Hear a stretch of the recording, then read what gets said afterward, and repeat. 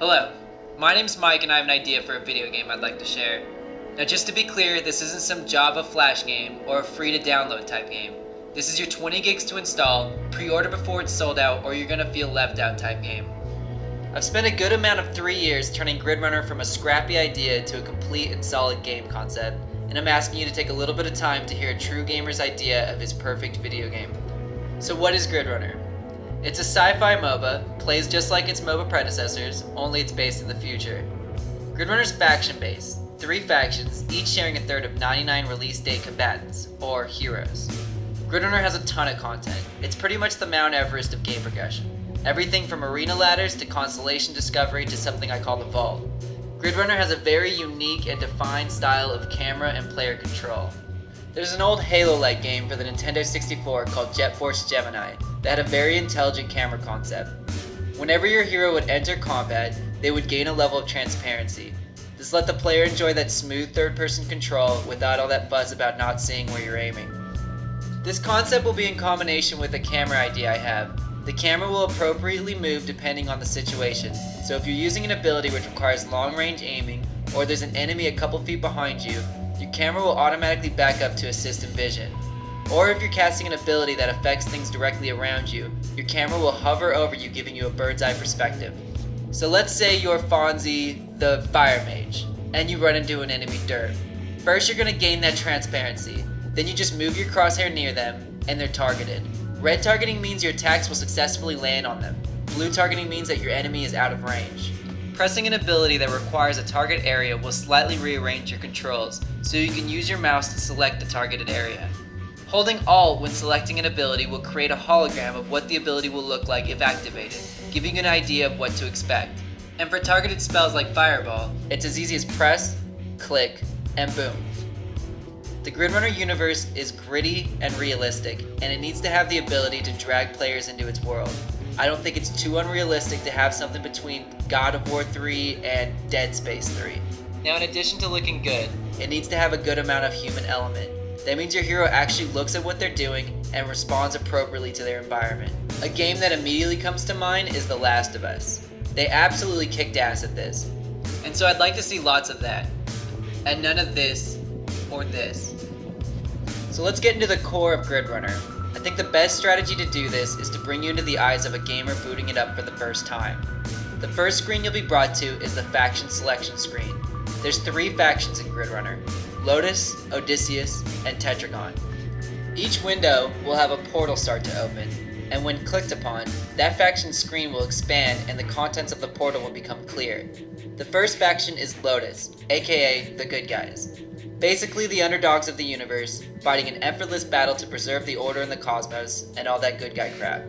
When you think Lotus, don't think rebel force trying to overthrow an evil empire. The Lotus are the elite protectors of the universe, most of them elemental by nature. For every protagonist, there's an antagonist, in this case, the Odysseus. Basically a rowdy bunch of warmongers obsessed with power, creatures interested only in the thrill of the hunt, and things that just want to see the universe burn. The final faction is Tetragon. One day, a machine of servitude became self-aware and soon after took his place as hive mind to every network robot in the universe. After that, the relationship between man and machine got a little complicated.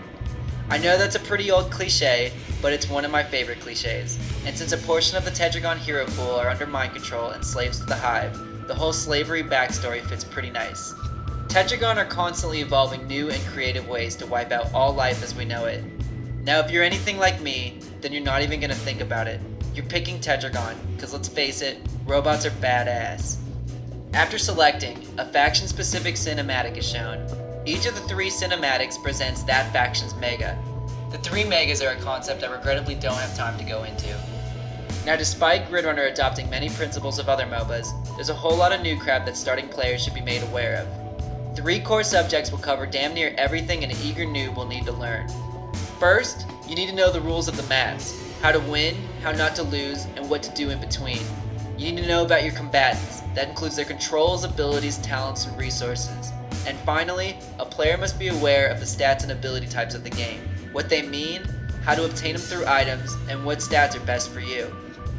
Before connecting to a Gridrunner online game, you'll first be made to select what planet or planets you want to play. So the first screen you'll see is the Planetary Conquest screen. Here we see the known universe, divided against each other, each with 3 maps. Each faction contains one 3v3, 4v4, and 5v5 map, meaning you'll have 3 maps for each team size and 3 maps for each faction, a total of 9 playable maps. As I stated before, you'll learn that the basic rules and principles of a Gridrunner game are very similar to other MOBA games, but there are certain aspects of the game that are greatly different. The first and most radical change is something MOBA players refer to as snowballing. This is when a player or a team takes an early advantage and turns it into an insurmountable lead, causing games to become very much one-sided. On Gridrunner, however, the advantages from kills and objectives are much more immediate. This means that in order to win, you have to use these advantages to quickly slingshot your team to victory. And because of how easy it is to counter your opponents on Gridrunner, you'll find that turning your lead into a victory can be just as difficult as gaining the lead in the first place. A great example of this is your team's minion waves. Minion waves refer to your team's soldiers who help push your way to victory. Normally you'll spawn tier 1 minions, which will include 3 ranged soldiers and a tank. Each faction will have different and unique looking minion waves, but value-wise they'll be identical. In order to gain stronger minion waves, an objective must be taken, such as getting kills, taking down enemy defense nodes, or killing the map's neutral boss. So let's say you're playing on the map's top lane, and you're getting pressured strongly by your lane opponent, and he's about to take your first defense node. Well, happy day, because your ally in the bottom lane just scored a kill. This means all lanes on your side of the map will spawn a wave of tier 2 minions, which is almost never a good thing if you're on the opposing force. Not only will that kill at bottom lane give you some breathing room for protecting your defense node, but it'll disrupt the stalemate that's going down in the middle lane. If your ally had scored 2 kills, your next 2 waves will be upgraded minions. If your team takes down a defense node or the map boss, you get a wave of tier 3 minions. Just like other MOBAs, there will be shaded paths in between each lane, and camps of neutral monsters within these paths. It's very viable to have a jungler on your team. The jungler will concentrate on taking down neutral monster camps and assist lanes where they need it. But because of the high difficulty of the monster camps, you need to pick a combatant who can handle himself.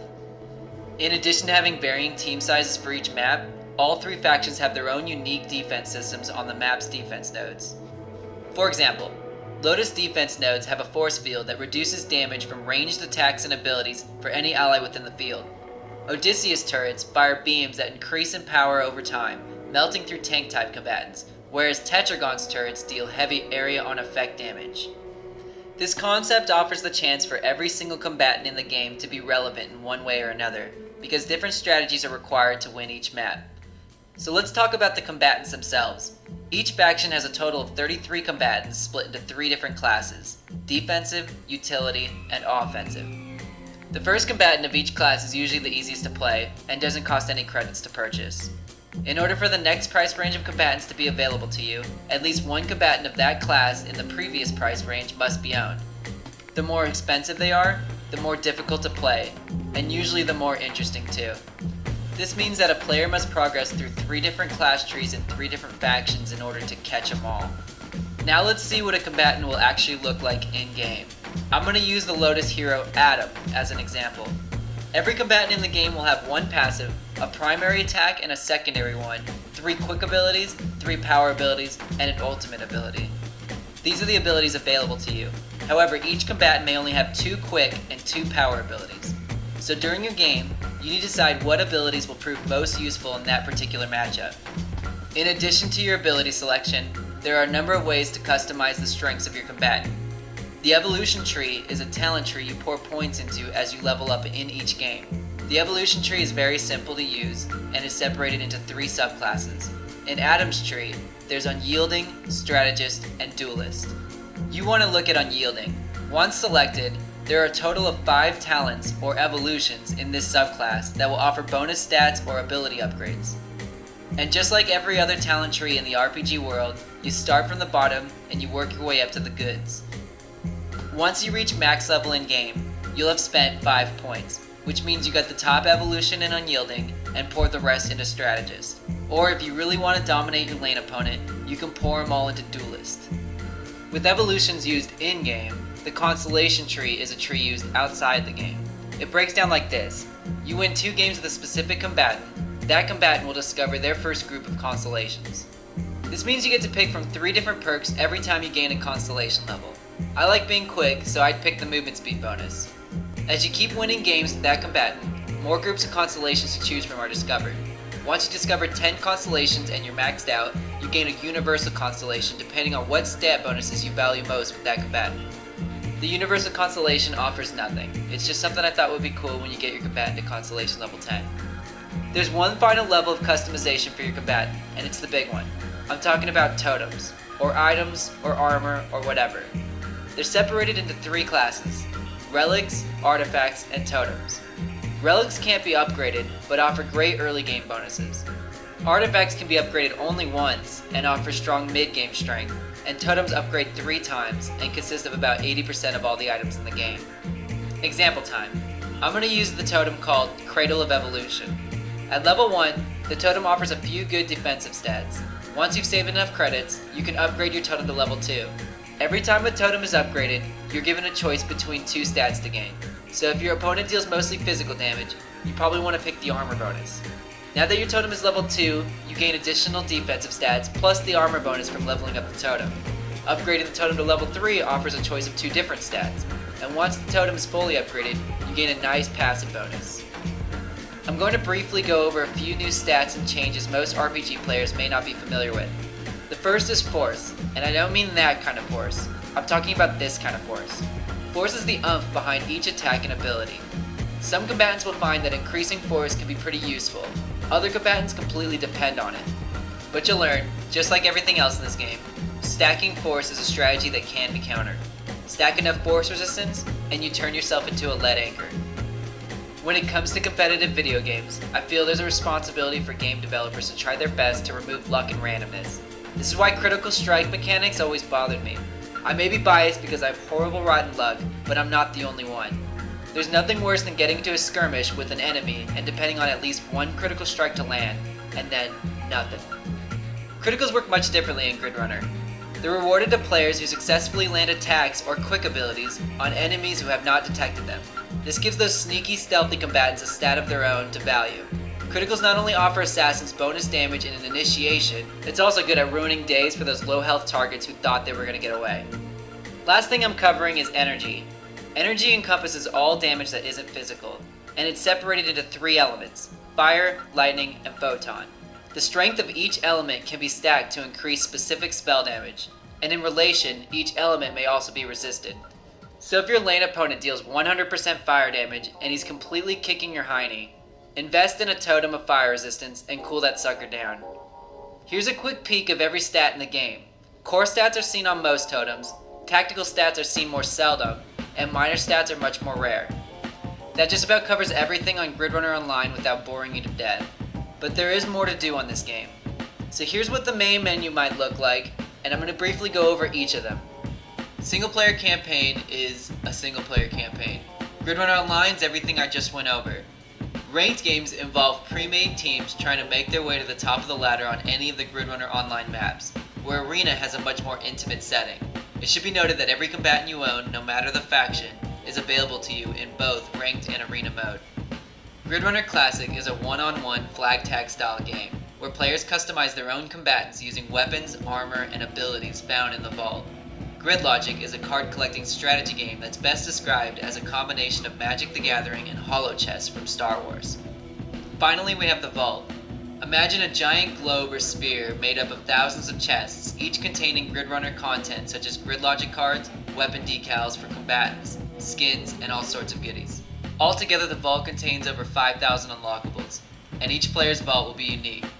There's 2 different ways of unlocking vaults. The first are vault coins, earned by getting a victory on all 3 maps of a single faction. Just select a vault and see what you get. Vault breakers are the second method of opening vaults, and are much more difficult to obtain. You need a victory on all 9 different maps of Grid Runner Online to earn a vault breaker. The advantage of using one is in addition to unlocking a selected vault, the surrounding 8 vaults will become visible. A very nice bonus when you're searching the vault for something in particular. Well, that's about all the light I can shed on Grid Runner, but there's a few things you should know before I conclude this presentation. You need to consider I've shown very little here. The presentation is a paraphrase of a summary compared to all the notes I have, just something to keep in mind. Something else you may or may not have noticed, but the title Grid Runner is actually not mine. The original Grid Runner is an old retro Sega Saturn game by Virgin Gaming released way back in the early 90s. But it has this perfect combination of retro science fiction and hero-villain mythology that I think would make a great MOBA. If you don't understand what I mean, then you should try the game yourself. But it should be noted that the idea to borrow Virgin Gaming's Grid Runner and everything I've shared here can be subjected to change. If you don't like a certain aspect of the game, then we should change it. I'm always open to logical improvement. Like most of the gaming world, I too have fallen in love with the MOBA genre. It's turned the competitive gaming scene on its ass, and for the first time ever, people are taking the word esports pretty serious, and I think that's awesome. However, 3 years ago, if you asked me what I loved about MOBAs, I'd tell you I love them because they're free. But now, when I see things like this, it makes me wonder why anyone hasn't stepped up to the plate and made a MOBA that isn't free. With that in mind, here's a list of a few random games released over the past few years, each of them with at least moderately good success. Done right, Grid Runner can already claim to have more content than any 3 of these games put together. But I'm an American, dammit, and I'm a firm believer that Americans should always get what they pay for. This is why if it were up to me, I wouldn't charge $60, I wouldn't charge $70 either. I would release this game to the market for $80, and I can guarantee that you'll get what you pay for. Of course, there'll be a population of people who don't see it that way, and some of them simply don't have $80 to throw down on a video game. So here's my idea. You pay $50 to purchase the game and play it for 2 months. If you like it, $30 and it's yours forever. This gives gamers who live paycheck to paycheck a chance to save up. And if it's done right, I promise 2 months worth of crack is plenty to get any gamer hooked. Now this whole payment plan thing is just an idea I had, and for all I know it could be a horrible one. So the big question here is, what are the possibilities of this game failing? I'm aware of the extensive work required to take on such a project, but this is the penance of a successful game. However, if we complete the game, it can't fail. All I've done here is taken everything gamers love about MOBAs and have improved on them. And if there's something I may have overlooked, then we'll do our research and make those improvements as well. That's what's so great about starting from scratch. We can make all the changes people want to see in MOBAs.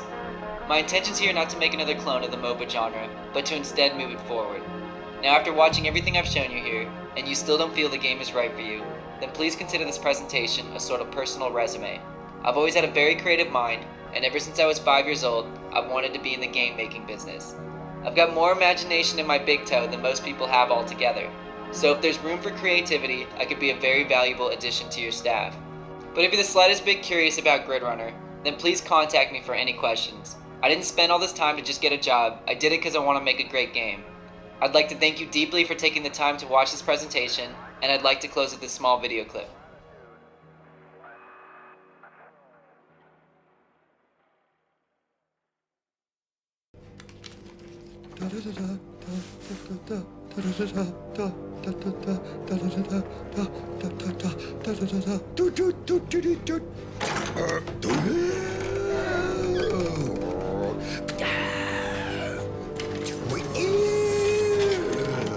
Daddy's home.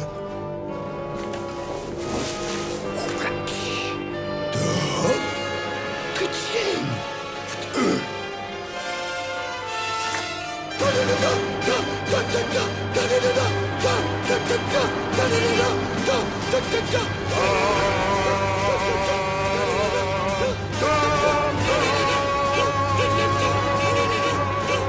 When Hockey heard you the first time.